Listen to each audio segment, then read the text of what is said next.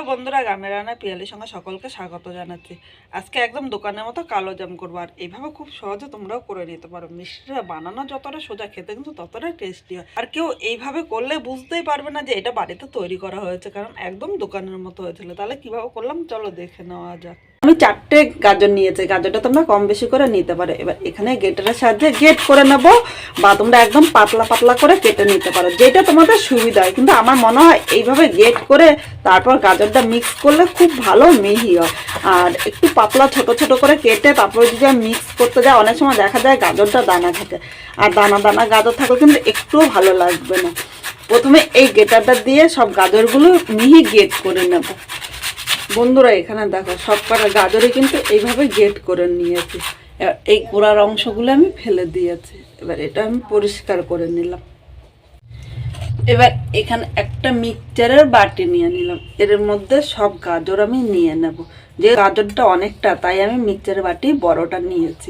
তোমরা ইচ্ছে করলে ছোট বাটিতে দুইবারও করে নিতে পারো। এই গাজরের মধ্যে সামান্য একটু জল দিয়ে দিলাম, খুব বেশি কিন্তু দেব না। এই গাজরটা একদম মিহি পেস্ট করে নিয়ে আসছি।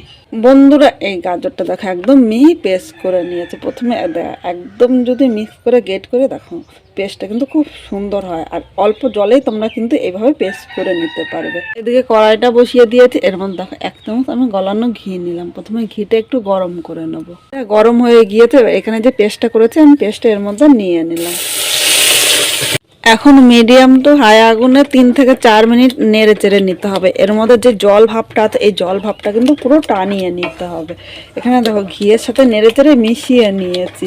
এবার এর মধ্যে খুব সামান্য পরিমাণে লবণ দিলাম।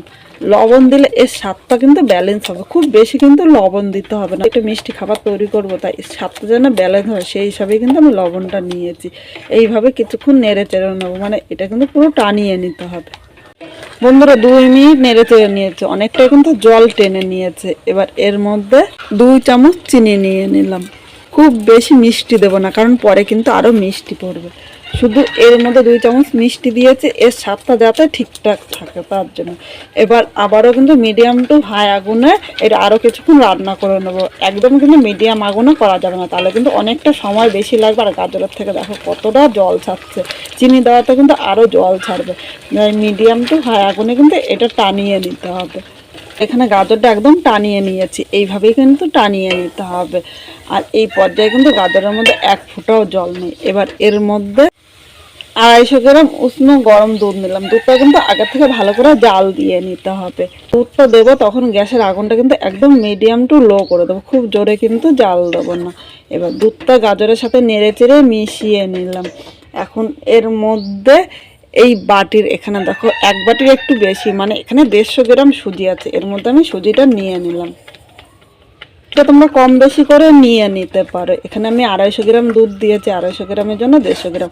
আর যখন আমি সুজিটা দেবো একদম কিন্তু মিডিয়াম টু লোয়ে রাখতে হবে, কারণ এই সময় কিন্তু খুব জোরে কিন্তু আগুন দেওয়া যাবে না। এবার সুজিটা এর সাথে নেড়ে চেড়ে মিশিয়ে আরও কিছুক্ষণ, মানে একটু সময় ধরে কিন্তু এইভাবেই করতে হবে। একটু সময় ধরে করলে সুজিটা কিন্তু এর সাথে খুব সুন্দরভাবে মিশবে। এর মধ্যে আলাদা করে কিন্তু আমি আর জল দেবো না, কারণ জল দিলে এটা কিন্তু খেতে একদম ভালো লাগবে না।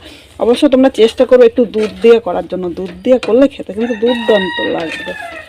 কিন্তু এইভাবে অনবরত নাড়তে হবে, কারণ এইভাবে যদি না নাড়ি তাহলে নিচে দিয়ে কিন্তু ধরে যেতে পারে। আর নিচে দিয়ে যদি পুরো লেগে যায় তাহলে কিন্তু খেতে একদম ভালো লাগবে না। যতক্ষণ না এটা পুরো টানিয়ে নিচ্ছে ততক্ষণে কিন্তু এভাবে নেড়ে চেড়ে নেব। বন্ধুরা দেখো হয়ে গিয়ে তার কড়াই থেকে কিন্তু ছেড়ে দিচ্ছে। এই অবস্থায় আমি নামিয়ে নেব। এদিকে একটা থালার মধ্যে আমি সবটাই নামিয়ে নিচ্ছি। দেখো কতটা গাঢ় হয়েছে। এইভাবে কিন্তু একদম ভালো করে টানিয়ে নিতে হবে। আর এটা কিন্তু প্রচণ্ড গরম, এখন কিন্তু হাতে ধরা যাবে না, তাই কিছুক্ষণ আমি ঠান্ডা করে নেবো। ঠান্ডা করার জন্য এভাবে একটু ছড়িয়ে দিলাম, তাহলে কিন্তু তাড়াতাড়ি ঠান্ডা হয়ে যাবে। এভাবে আমি 5 মিনিট রেখে দেবো। মিনিট পর চলে এসেছি, আর এদিকে দেখো ব্যাটারটা ঠান্ডা হয়ে গিয়ে হাতের মধ্যে আমি একটু ঘি মাখিয়ে নিয়েছি। আর ঘি মাখিয়ে নিলে এটা মাখতে কিন্তু খুব সুবিধা হবে। এখানে কিন্তু আমি আর আটা ময়দা কোনো কিছুই দেবো না। এবার নর্মালি আমরা যেরকম আটা মাখি সেরকমই কিন্তু আমি মেখে নেব। এখানে কিন্তু তোমরা আটা বা ময়দা কোনো কিছুই কিন্তু লাগবে না, এইভাবে ভালো করে মেখে নিতে হবে। বন্ধুরা এখানে দেখো ডোটা একদম সফট করে তৈরি করে নিয়েছি। এই ঘিটা আমি সারা হাতে ভালো করে লাগিয়ে নিলাম। তোমরা ঘি বা সাদা তেলও নিতে পারো। এবার চামচ দিয়ে এইভাবে কেটে নিই, চামচ দিয়ে কেটে নিলে প্রতিটা মাপ কিন্তু খুব সমান হবে। দেখো এইভাবে নিয়ে হাতের সাহায্যে আমি এইভাবে গোল করে নিলাম। আমি গোল করছি, তোমাদেরও যে গোল করতে হবে তা কিন্তু না, তোমরা তোমাদের ইচ্ছে মতো করে নিতে পারো। এভাবে গোল করবো যাতে এর মধ্যে একটুও ফাটা না থাকে। এইভাবে সব কটা তৈরি করে নেব। এইভাবে তৈরি করে দিলে বাড়ির যে কেউ কিন্তু খুব পছন্দ, বারবার বলবে এইভাবেই কিন্তু করার জন্য। দেখো এইভাবে সব কটা আমি তৈরি করে নিচ্ছি। বন্ধুরা দেখো এখানে সব কটা তৈরি করে নিয়েছি, আর এইভাবেই কিন্তু গোল করে নিতে হবে। এবার এটা এক সাইডে রেখে দিলাম। এবার এখানে শিরা তৈরি করার জন্য এখানে দেখো 1 কাপ আমি চিনি নিলাম। এখানে যতটা চিনি নিয়েছে তার ডবল আমি জল নেব। কাপের মেপে আমি 2 বাটি আমি জল নিয়ে নিলাম। এখানে শিরাটা দেখো ভালো করে তৈরি করে নিতে হবে। খুব বেশি কিন্তু গাঢ় শিরা করবো না, মিডিয়ামভাবে শিরাটা তৈরি করে নেবো। এইভাবে 2 থেকে 3 মিনিট জাল দিয়ে নেবো। এখন তো হাই আগুনে জাল দিতে হবে, একদম লো আগুনে কিন্তু এই শিরাটা তৈরি করা যাবে না। চিনিটা অনেকটাই গলে গিয়েছে, এর মধ্যে দুটো আমি এলাচ ফাটিয়ে দেবো। এলাচের গন্ধটা আমার কাছে খুব ভালো লাগে, ইচ্ছে করলে তোমরা স্কিপ করতে পারো, কিন্তু একটু এলাচ দিলে কিন্তু এটা খেতে আরও ভালো লাগে, কারণ এর গন্ধটা কিন্তু খুব সুন্দর হয়। এখানে আর একটুখানি কিন্তু করে নিতে হবে, চিনিগুলো কিন্তু এখনও ভালো করে গলেনি। বন্ধুরা এখানে দেখো শিরাটা তৈরি করে নিয়েছে। দেখো খুব বেশি পাতলা বা খুব বেশি ঘন করে নিই, মিডিয়ামভাবে কিন্তু শিরাটা তৈরি করে নিতে হবে। এখন আমি গ্যাসটা বন্ধ করে দিলাম। এবার এই শিরাটা নামিয়ে আমি এক সাইডে রেখে দিলাম। এদিকে এবার কড়াইটা বসিয়ে দিয়েছে। এবার কড়াইয়ের মধ্যে আমি সাদা তেল নিয়ে নিই। দেখো খুব বেশি তেল লাগবে না কিন্তু। এবার তেলটা প্রথমে ভালো করে গরম করে নেব। বন্ধুরা এখানে তেলটা ভালো করে গরম করে নিয়েছি। এবার গ্যাসের আগুনটা একদম মিডিয়াম করে দিলাম। যে কটা বল তৈরি করেছে সব কটা বল নিয়ে নেব। খুব আস্তে আস্তে দিতে হবে কিন্তু। দেখো আমি মিডিয়াম করে নিয়েছি, যদি খুব জোরে আগুন দিতাম তাহলে কিন্তু প্রথমগুলো কিন্তু লাল হয়ে ভাজা হয়ে যেত। এর জন্য আমি মিডিয়াম করে প্রথমে সবগুলো নিয়ে নেব। এখানে সবগুলো বল আমি একসাথে নিয়ে নিয়েছি। মিডিয়াম টু লো করে হালকা ভেজে নিতে হবে সবগুলো, কিন্তু দেখো ফুলে কিন্তু ডবল হবে। আর খুব সাবধানে এভাবে একটু নেড়ে চেড়ে নেবে, তাহলে উপর নিচ সমানভাবে কিন্তু হবে। দেখো প্রতিটা কিন্তু কি সুন্দর ফুলে উঠেছে। একটু লাল করে কিন্তু ভেজে নিতে হবে। আমি একদম মিডিয়াম আগুনে হালকা লাল করে ভেজে নেব। অনেক সময় মিষ্টি খেতে ইচ্ছে করে, তখন কি করবে এইভাবে তোমরা করে নিতে পারো। আর এইভাবে করে নিলে বাচ্চারাও কিন্তু খুব পছন্দ করবে। আর এইভাবে একটু নেড়ে চেড়ে নেবে, কিন্তু সব কিছু সমানভাবে ভাজা হবে। আর খুব বেশি কিন্তু জোরে নাড়তে যাবে না, তাহলে কিন্তু ভেঙে যাবে। প্রথমে 1 মিনিট আমি হাই আগুনে ভেজে নিয়েছি, এরপর আমি একদম মিডিয়াম টু লো করে ভাজবো। বন্ধুরা এখানে দেখো লাল করে ভেজে নিয়েছি। এবার আমি যখন তুলবো তখন কিন্তু একদম হাই আগুন করে দেবো, তাহলে এর মধ্যে কিন্তু এক ফোঁটা তেল থাকবে না। একদম মিডিয়াম আগুনে কিন্তু তুলতে যাবে না, তাহলে এর মধ্যে কিন্তু তেল অনেকটাই টেনে নেবে। এইভাবে দেখো আমি 1 মিনিট রেখে দেবো, তাহলে এর মধ্যে যে তেলটা আছে সেই তেলটা কিন্তু পড়ে যাবে। আর দেখো কি সুন্দর হয়েছে, একদম মিষ্টির দোকানের মতো কিন্তু লাগছে দেখতে।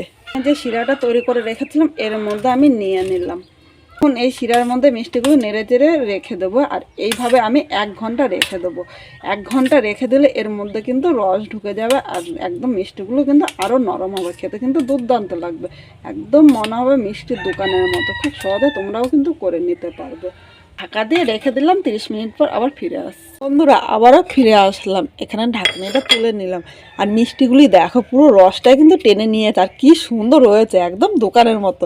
খুব সহজে তোমরাও কিন্তু করে নিতে পারবে। এখানে একটা প্লেট নিয়ে নিলাম, এর মধ্যে আমি মিষ্টিগুলো নামিয়ে নেব। খুব সহজে তোমরাও কিন্তু এই মিষ্টিটা তৈরি করে নিতে পারবে। দেখো মিষ্টিগুলো কি সুন্দর হয়েছে, আর একদম নরম তুলতুলে দোকানের মতো হয়েছে। মিষ্টিটা বানানো যে এত সোজা আমি কিন্তু না বানালে বুঝতেই পারতাম না। আর মিষ্টিটা কিন্তু একদম দোকানের মতো খেতে হয়েছে। আমি যেইভাবে এই মিষ্টিটা তৈরি করলাম, তোমরাও যদি সেইভাবে এই মিষ্টিটা তৈরি করো অবশ্যই কমেন্ট করে জানাতে কিন্তু ভুলো না যে তোমাদের কীরকম হয়েছে। এরকম আরও নতুন নতুন রান্না দেখতে চাইলে অবশ্যই জানিয়ে, যাতে তোমাদের সাথে আমি আরও শেয়ার করতে পারি। এখানে আমি সব মিষ্টিগুলোই নিয়ে নিচ্ছি। দেখো এইভাবে কাউকে করে দিলে সে কিন্তু বারবার বলবে এইভাবেই করে দেওয়ার জন্য। একটা মিষ্টি আমি কেটে তোমাদের দেখাচ্ছি। দেখো মিষ্টিটা কাটতে গেলে কিন্তু মিষ্টিটা ভেঙে যাচ্ছে, মানে কতটা নরম হয়েছে। দেখো খুব সহজে এইভাবে তোমরাও করে নিতে পারবে। মিষ্টি যে একবার খাবে সে কিন্তু বারবার বলবে এইভাবেই করার জন্য। তোমাদের সাথে খুব সাধারণভাবে আমি রান্নাগুলো শেয়ার করি, তা তোমাদের কীরকম লাগলো অবশ্যই কমেন্ট করে জানাতে কিন্তু ভুলো না। নতুন কোনো বন্ধু আমার এই ভিডিও দেখতে আসলে ভালো লাগলে একটা লাইক, শেয়ার ও কমেন্ট করো, ও সাবস্ক্রাইব করে পাশে থেকো, যাতে নতুন নতুন ভিডিও আপলোড করলে সবার আগে নোটিফিকেশন আপনার কাছে পৌঁছিয়ে যায়।